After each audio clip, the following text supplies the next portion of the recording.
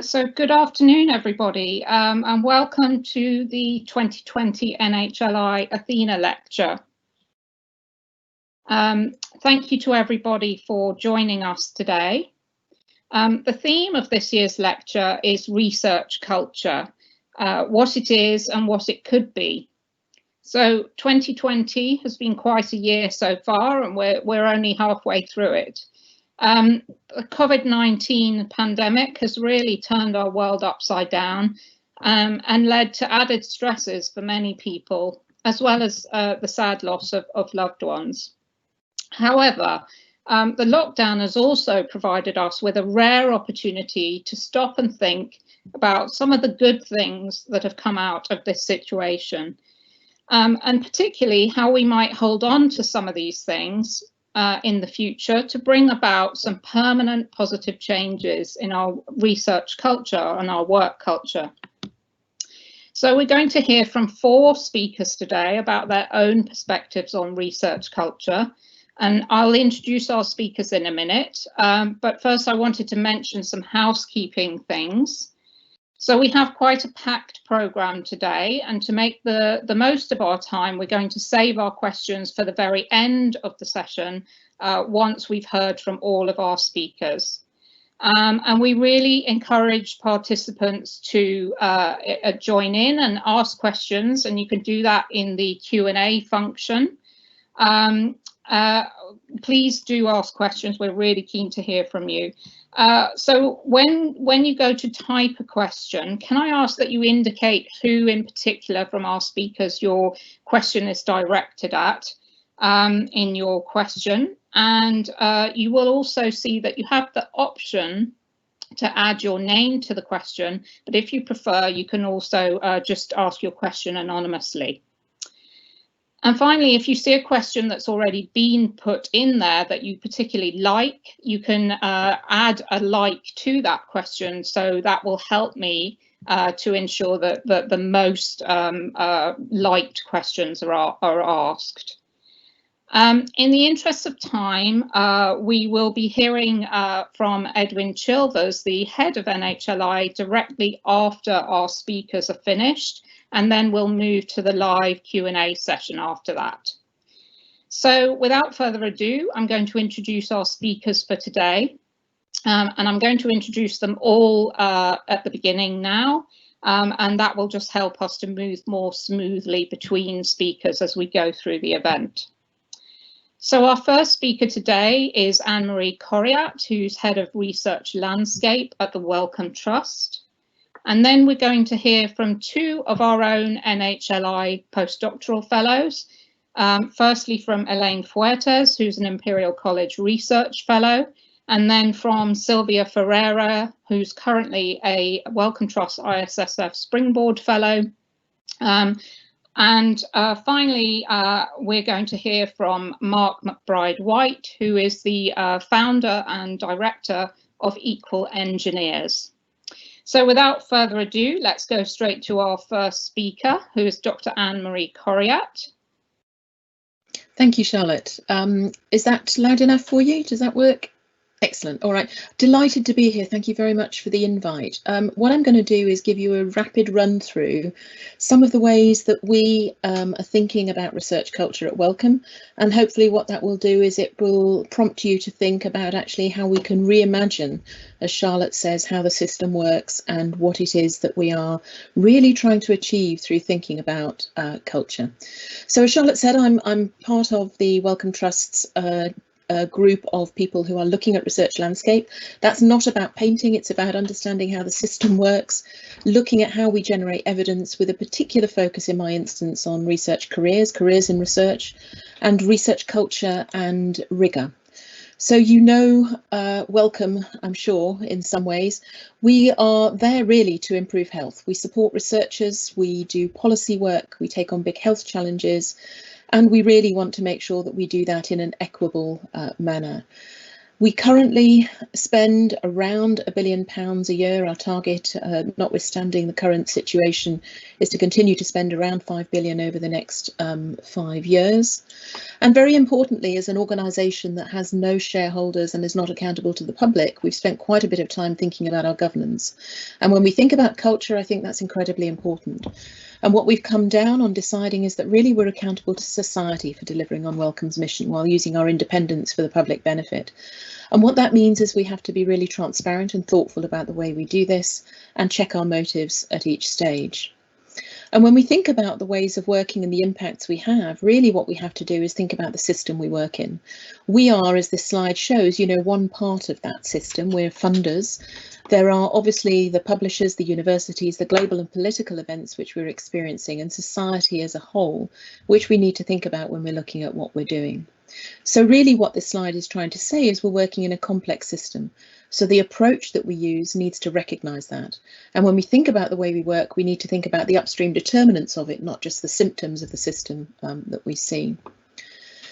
And when we're thinking about culture and we're thinking about intervening to affect change, this sort of hierarchy classic diagram shows you that actually the highest achievement is really when you can impact or sort of get to values and beliefs that people hold. Those are the most difficult areas to change when you're looking at culture. But as funders and as organisations, what we tend to do is we focus right down at the bottom of that triangle, the pyramid, on rules and policies and schemes. They're very easy to dish out and they're very easy to say.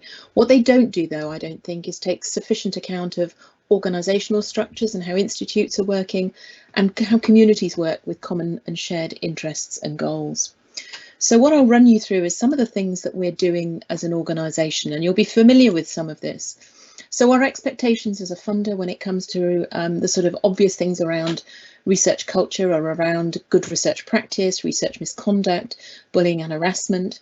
And we're doing a lot of work with others in things like organisational governance and thinking about how we might promote the greater impact of research or sharing research outputs.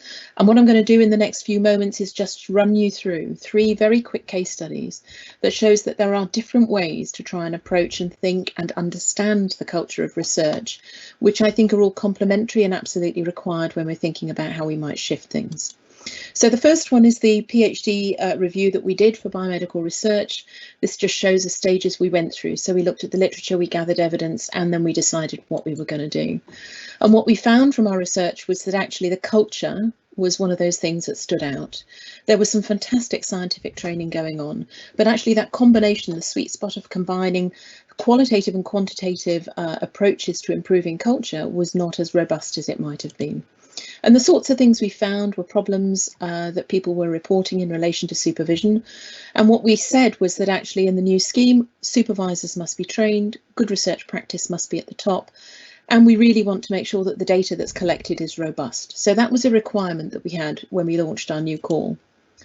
We also found that actually when we were thinking about equity and discrimination, over 1/3 of those who responded to the survey actually said that they felt they had been discriminated in some sense. So what we wanted to make sure in the new programmes was that the commitment to enhance and promote a diverse and inclusive research environment was at the forefront of this. And actually what we wanted to make sure of is that it was going to be evidence-based. We were deliberately not prescriptive in what those plans should look like, but that actually evidence should be gathered and fed back into the system. And hopefully that's one of those themes that comes through. We know that there's a lot of pressure on the system and people are experiencing poor mental health. And so what we wanted to make sure of is in the new programmes that this was being addressed, again, in a measured manner. And we've provided transition support funding into those programmes to help people really make sure that they are able to move forward in a way that suits them, not a prescribed way that actually, some people might think is right for individuals, but the individuals are able to help determine that. So moving very quickly on to the broader culture work that we're doing. This is a campaign and this is a different type. So the first one was funding. This is a campaign.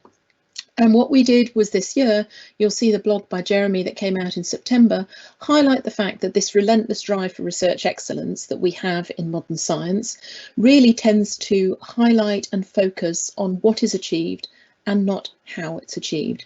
And the impact that's having on our researchers and the societal benefits that we gain is significant. So what we've stated very clearly is that we want excellence to encompass more than just the outputs of research.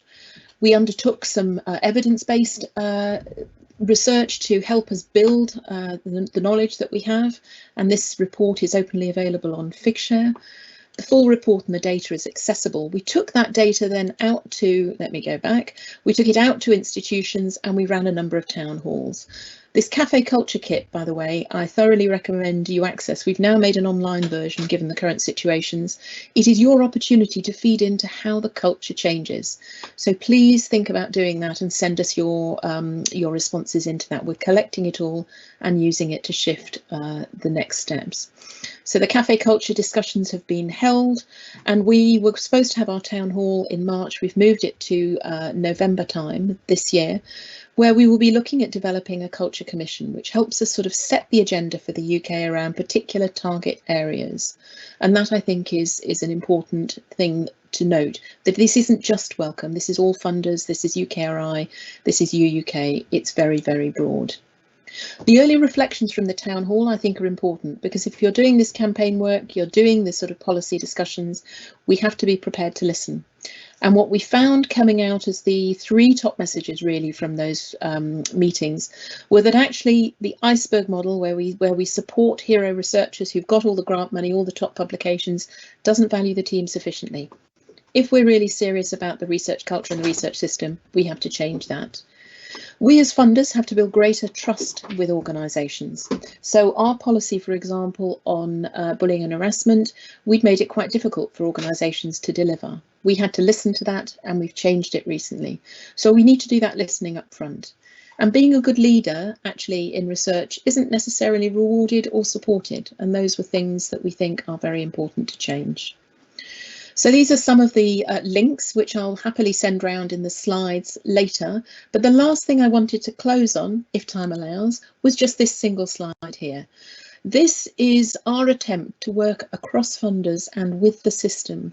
So we've established something called the Research on Research Institute. Initially, founding partners are ourselves, Digital Science, Sheffield and the University of Leiden, who focus on science and technology studies. We've got 20 funders, we've got 10 countries, really looking to try and make sure that we build a robust evidence base.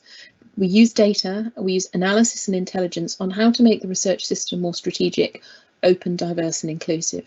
So it's basically saying, let us share and work collectively together to understand what the evidence tells us about the way the system works, and then collectively think about making changes to improve it. So at that point, I'll stop, Charlotte, and hand over to the next. Thank you very much, Anne-Marie. So we're going to hear next from our NHLI postdocs. And first of all, we're going to hear from Elaine Fuertes. Elaine, whenever you're ready, go ahead, and I can see your slides fine. Perfect, thank you. Good afternoon, everyone. I'm very happy to be given this opportunity to talk to you about the research culture within my department, alongside my colleague Sylvia. And I'd like to take the opportunity to emphasize that the ideas and suggestions we'll be presenting over the next 15 minutes are coming from the broader postdoc and fellow committee. This group is led by Ryan Twaits and Chloe Bloom, and we have members representing all of the NHLI campuses. Just as an introduction, as a committee, we address all issues affecting NHLI postdocs and fellows, and we report to the executive committee. But more informally, we're a great resource for all sorts of information. And I'd like to take this chance to encourage all new postdocs and fellows to get in touch with one of us, or many of us, so that we can help the new staff get settled and find the resources they need right upon their arrival. This group is supported by some very motivated members of senior staff, including Karen Hicksman from the Postdoc and Fellow Development Center, who is instrumental in supporting links between the postdocs at the NHLI and those in the broader Imperial community. So the group of us spent quite a long time trying to decide how best to describe the research culture in our department, as there are so many aspects we could have chosen to focus upon, but we're naturally limited in time. One important challenge that many of us recognize is that because the NHLI has staff across several campuses, it can be quite tough to find the right information and people. and especially to establish cross-campus and cross-discipline collaborations. However, this diversity in research can nonetheless create opportunities for vibrant, creative, and interdisciplinary work. And this is particularly clear during our annual NHLI Research Away Day, which is one of the only times a year where we all get a chance to come together under a single roof. Throughout the year, though, there are plenty of opportunities for us to get involved with some funding and training opportunities, as well as social events. However, these opportunities need to be balanced against the time and job security stress felt by many. And it's well known that the level of these major stressors are known to differ across postdocs. With the majority of us feeling quite happy in our workplace, there are nonetheless individuals who are struggling and who can feel extreme pressure in their role at times.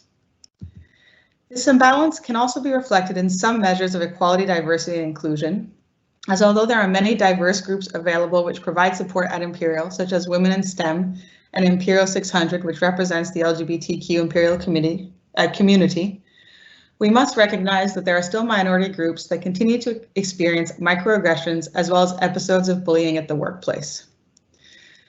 This presentation could have focused on any of the issues listed in this slide, but we decided to be guided by the results of the survey that was conducted among all postdocs at NHLI in 2020, which focused on identifying the positives and challenges faced by postdocs at their workplace with an emphasis on career progression.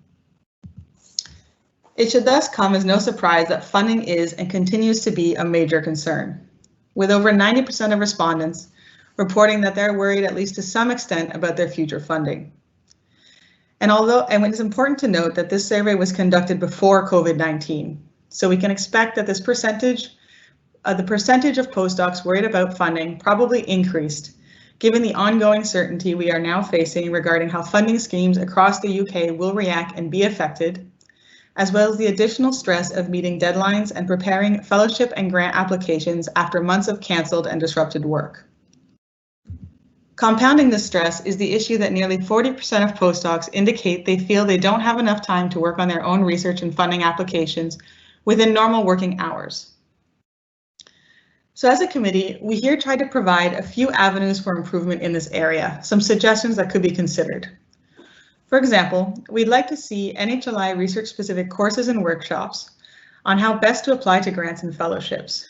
For example, having a targeted workshop on what makes a successful application in our specific research fields. These could be led by some of our senior staff and would be especially beneficial as many of them sit on the judging panels of the relevant competitions.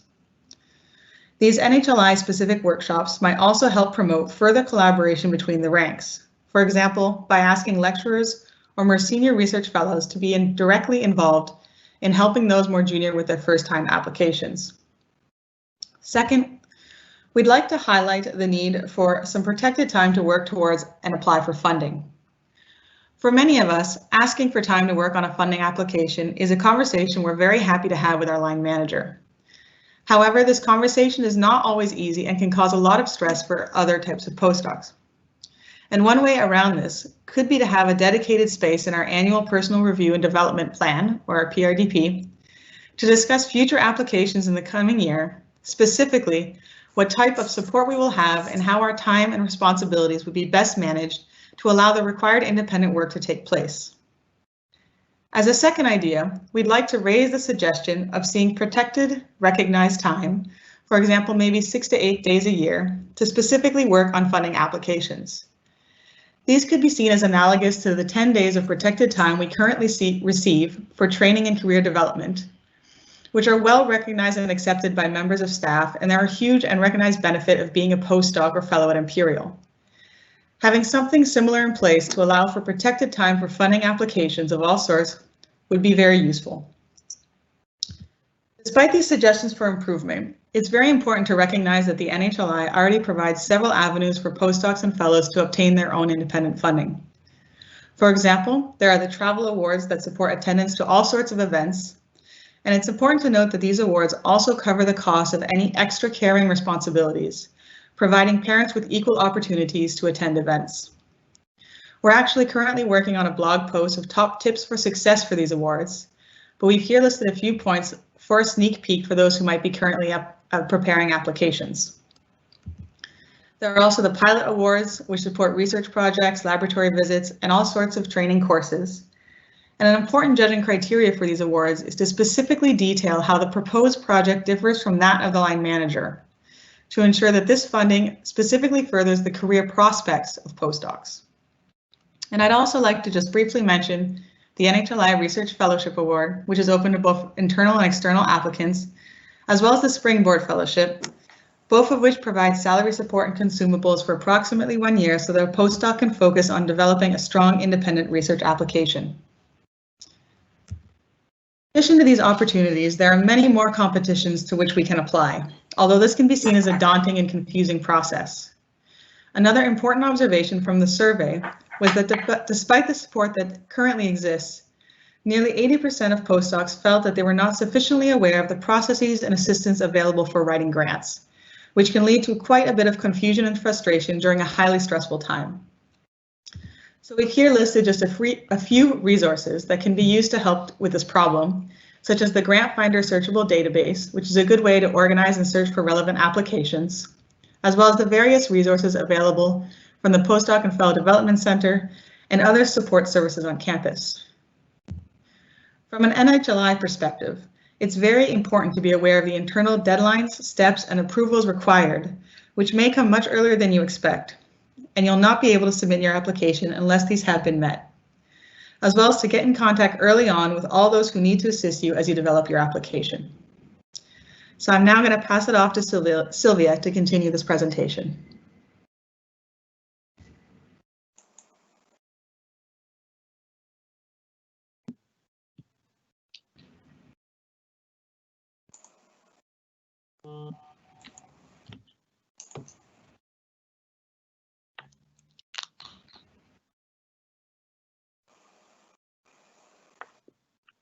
Okay, Sylvia, go ahead when you're ready.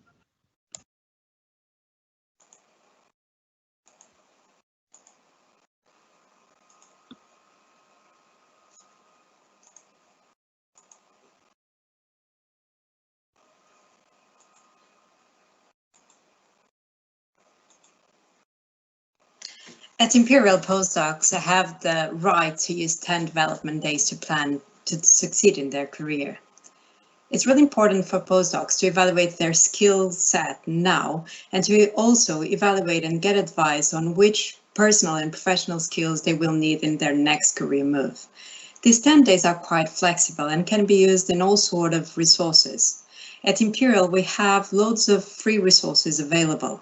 We have various multidisciplinary networks, centers, and facilities that we can become a member or sign in for newsletters. We also benefit from Learning and Development Center, various courses for leadership and management.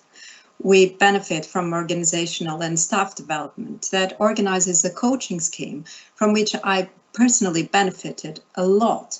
Equality, Diversity and Inclusion Center, as well as societal engagement, organizes various outreach and engagement activities that we can play an active role. Also, Career Service provides you support finding new jobs and also during the preparation of your applications and interviewing processes. But for postdocs, PFDC is the most valuable center. And definitely, PFDC is awarded HR Excellence in Research since 2012. The level of satisfaction of attendance to their courses and pop-ups is incredibly high.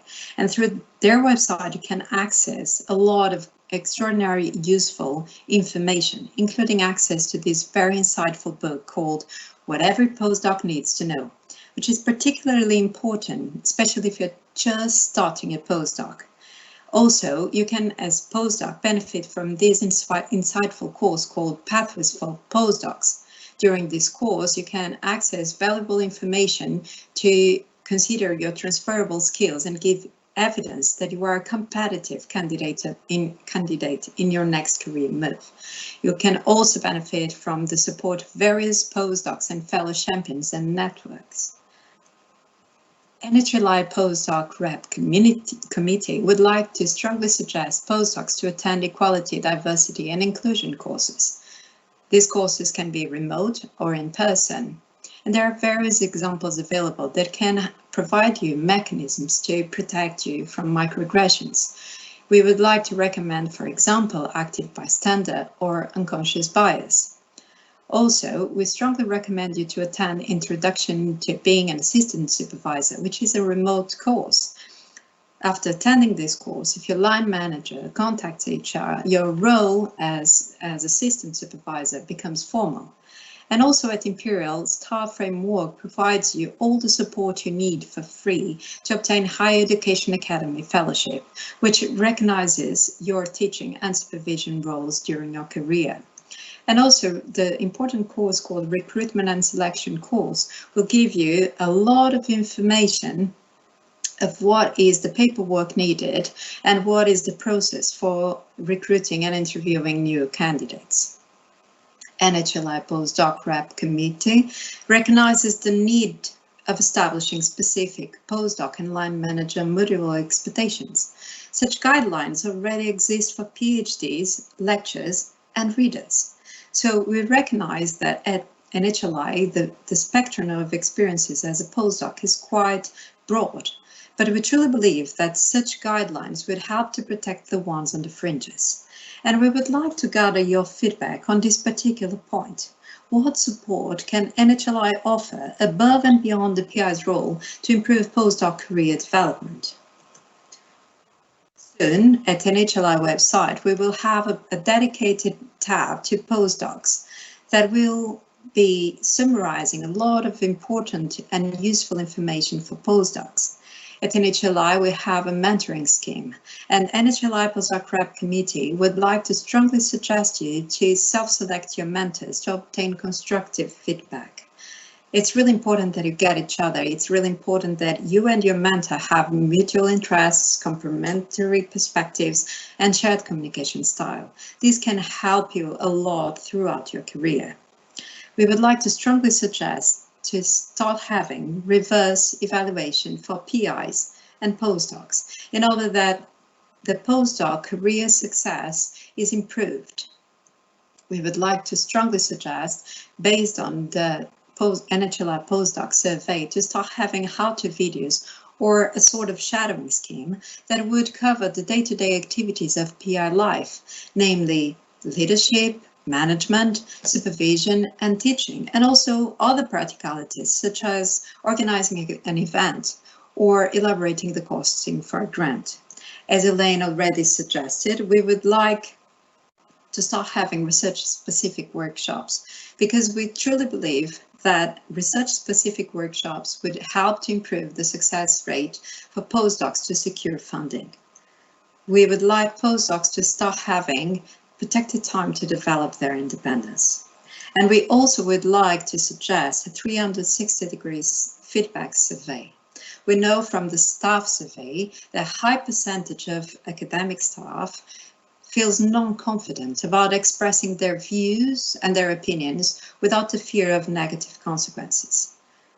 We also truly believe that such a survey would help us to gather anonymous feedback and improve and protect us from microaggressions.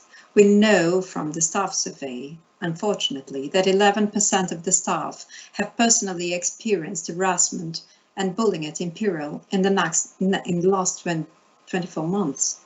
Indeed, Imperial is a welcoming, inclusive, and supportive place, but there is a lot that can be done.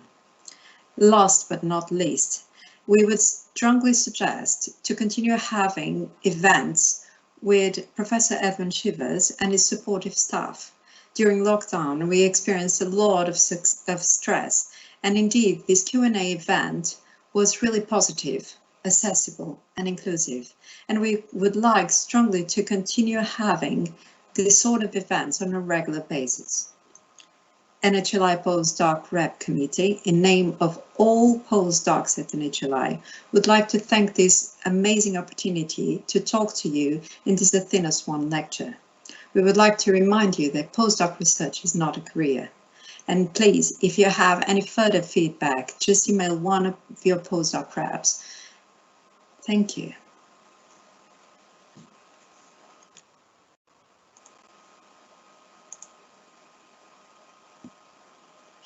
Thank you very much to Elaine and also to Sylvia for hearing your views and the views of the postdoc community.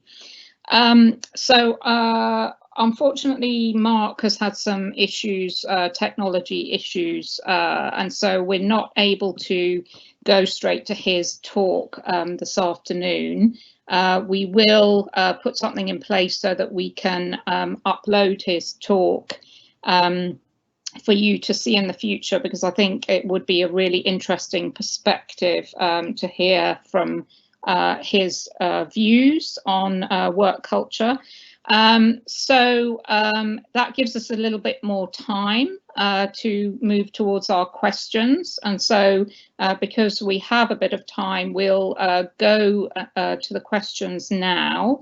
And then we can perhaps hear from Edwin at the end, if that's okay with everybody. Let me have a look what we've got. So we have a question actually to Elaine first of all. So Elaine, the question is, it would be great to have detailed feedback for unsuccessful travel grants and applications. This is really a comment as well, but perhaps you could comment on this. So to have detailed feedback to help improve future applications. So is that something you'd like to perhaps just comment on a little bit more? Yeah, absolutely. It's actually one of the top tips, I believe, that were listed in our slide, is that we do sometimes receive sort of re-applications.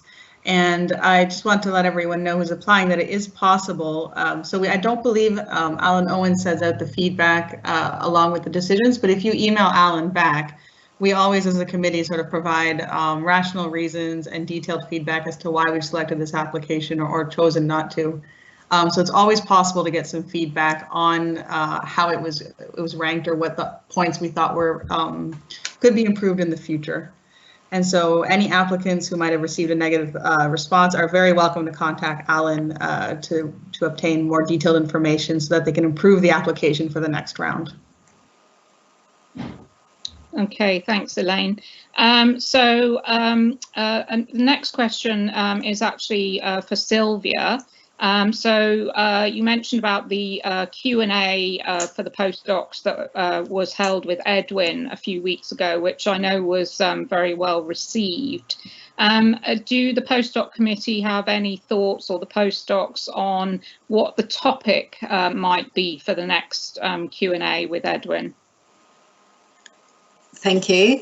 I think from our last meeting, the strongest call was definitely to discuss our suggestions and our expectations with Edwin. It would be really, really nice to repeat the virtual event that we had. I don't know how regularly we could start having these events, but definitely having Edwin and his supportive staff to address our questions was incredible and really cheered us up, and the positivity from that event helped us definitely to start going to work to the lab and to promote it. Definitely promoted our spirit. So definitely discussing the results of the staff survey and the NHLI postdoc survey would be really interesting. Okay, thank you.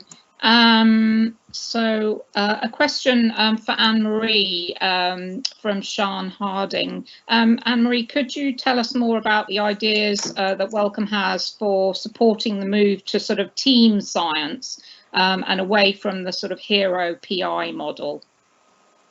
Yeah, so I mean, this is a really important fact. As many of you might know, we're in the process of looking at our strategy, and we'll be out later on in the year telling you how we're doing that. And the whole question of what we do to support teams more effectively is front and centre of that. One of the things I think we have to go back to is thinking about what those measures are that we use when we're doing grant assessment, the measures that we use when we're looking at, you know, what success might look like. So the criteria and the sort of metrics that we use to capture information. So we're going through our sort of review for the strategy with all those things in mind. And if you look at the sort of shorthand metrics, they're quite easy to identify as sort of first author papers and grant money, aren't they? And what that doesn't do necessarily is capture the team. So hopefully you've seen that we're moving towards looking at counting all sorts of outcomes, and irrespective of the sort of position and the relative contribution, we want to know what individuals have done. We've been doing some preparatory work with our collaborative awards, albeit that those are at one level, thinking about actually how to develop teams. And we've just launched a new project with Michael Hopkins down at Sussex Policy Research Unit, looking at ways in which you